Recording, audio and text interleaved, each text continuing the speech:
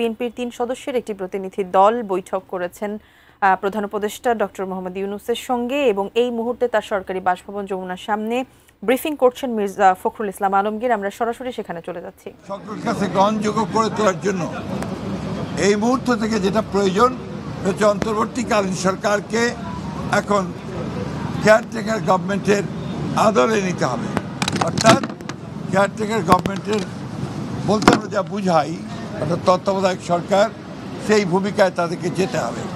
ও সেই জন্য প্রথমেই যে বিষয়টির প্রয়োজন হবে তা হচ্ছে প্রশাসনকে পুরোপুরিভাবে নিরপেক্ষ একটা ধারণা জনগণের মধ্যে তৈরি করতে হবে। নোভা এলইডি টিভি, ঝকঝকে ছবি, নিখুঁত শব্দ, 5 বছরের ওয়ারেন্টি। নোভা মানি, সঠিক মান, নিশ্চিত সেবা। বিশেষ করে সেক্রেটারিয়েটে যারা এখনো আছেন, যাদেরকে চিহ্নিত ফ্যাসিস্টদের দোষর বলা হয়, তাদেরকে সরিয়ে সেখানে নিরপেক্ষ কর্মকর্তা দেওয়ার জন্য আমরা বলেছি যে প্রশাসনেও, জেলা প্রশাসন বিশেষ করে, সেখানেও একইভাবে ব্যবস্থা গ্রহণ করতে হবে।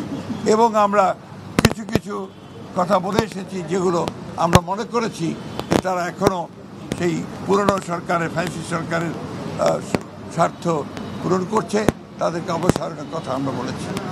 আমরা সেই সঙ্গে পুলিশের নিয়োগের ক্ষেত্রে বিশেষ করে যে সমস্ত আপনার নতুন করে নিয়োগ দেওয়া হবে বা পদোন্নতি দেওয়া হবে, সেই ক্ষেত্রে একদম নিরপেক্ষ অবস্থা নেওয়ার কথা আমরা বলে এসেছি যে বিচার বিভাগে বিশেষ করে হায়ার জুডিশিয়ারিতে এখনও যে সমস্ত ফ্যাসিস্টদের দোষর আছেন তাদেরকে সরিয়ে সেখানে নিরপেক্ষ বিচারকদের দেওয়ার ব্যবস্থা করতে হবে।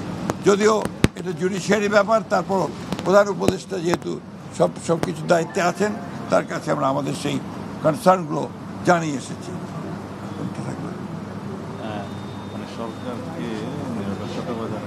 এবং সরকারকে সম্পূর্ণভাবে নিরপেক্ষতা বজায় রাখার জন্যে সরকারের মধ্যে যদি কোনো দলীয় লোক থেকে থাকেন তাকে অপসারণ করার জন্য আমরা দাবি জানিয়ে এসেছি। এটাই ছিল প্রধান মূল কথা।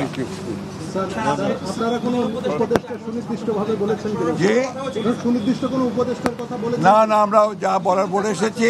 প্লিজ, আমরা সব আমাদের কথা আপনাকে বললাম, এটাই আমাদের মূল কথা।